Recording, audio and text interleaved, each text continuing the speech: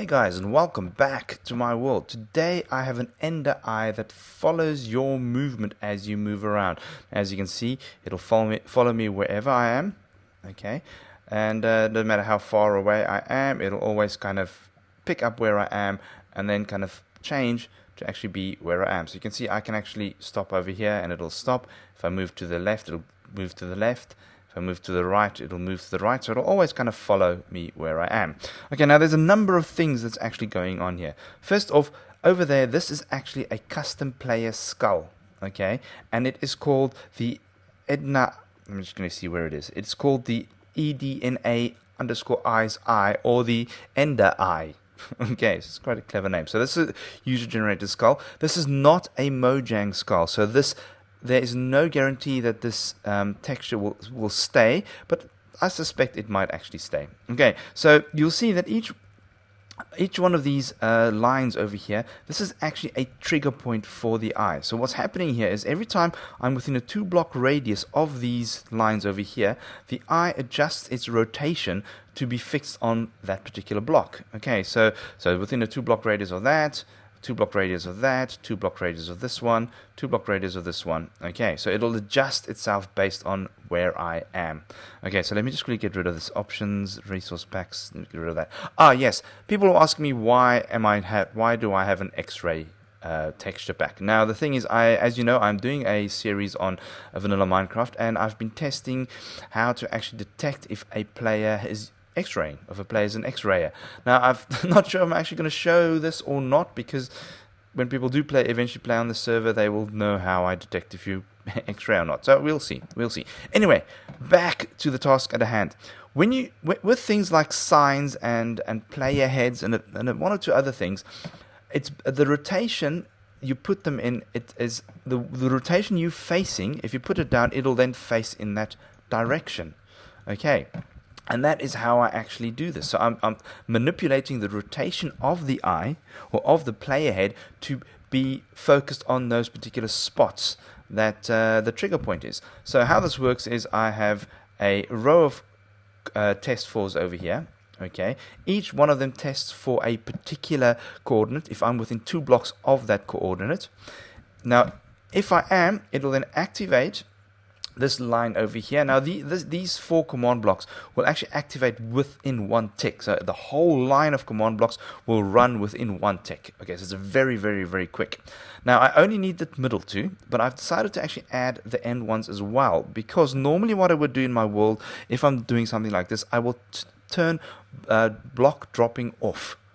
Right, so if you mine something, the blocks won't drop, which is not always a thing you want to put off permanently, because what if you're trying to build this eye on a survival server? That means nobody's going to be able to actually mine because of that. So what I'm doing is the first command block, what it does, it actually turns tile drops off. So it turns it off so it doesn't drop a block. The next thing it does, it actually removes that block by replacing it with air. So that eye over there, it removes it by replacing it with air. It then replaces that air block with the player's skull at a particular rotation. Now you'll notice the rotation on the right hand side here, but I'll go into that in depth right now after this. Then the last thing I do is I turn the tile drops back on again. So for 1 tick, the tile drops are turned off, and then it's turned back on again straight away. Okay, so it's a much better and safer way to do that. Okay, so let's quickly have a look at this actual command. Now this will also work with signs. So it'll work with anything that you need to place down. So if I just go signs, so it'll also work with signs. So if you're doing anything with signs, you can do exactly the same kind of thing. Like so, you can put them in any kind of rotation you want, based on where you're facing. Right, now the first thing is set block, as always. Now what I'm going to do is I'm going to set it right on top of this pillar. So it's set block relative to command block, but 2 up. I'm going to do the Minecraft skull. Now the 1 over here is actually quite important. Now normally we just put it to 0, replace, and done. But what this does, it actually tells Minecraft where on the block to actually place the skull. So if I have 1, you'll see it puts it right dead center of this pillar. Okay, so you'll see it's right dead center of the block. If I put it 0, okay, so if I put this to 0, Right, now you'll notice block drops are off. So the moment I do that, it'll drop the head. Okay, now you'll see it just put it off center to the left. Okay, so that's so 0 off center to the left. 1 puts it dead center. As you can see, the hitbox is actually right in the middle. If I put it to 2, so we've done 1 already. So let's just do 1 anyway again. So if I do 1 again, puts it in the middle. If I do 2, see, it'll put it on the right, I think. Oh no, it'll put it 1 up. So it'll put it to the top of the block. Okay, if I do 3, right, like so. Oopsie, like so. You'll see it now put it off center towards the back. Right, and then you can go on. I mean, obviously, I'm not going to go through every single one of them, but do go test it. I'll just do one more 4.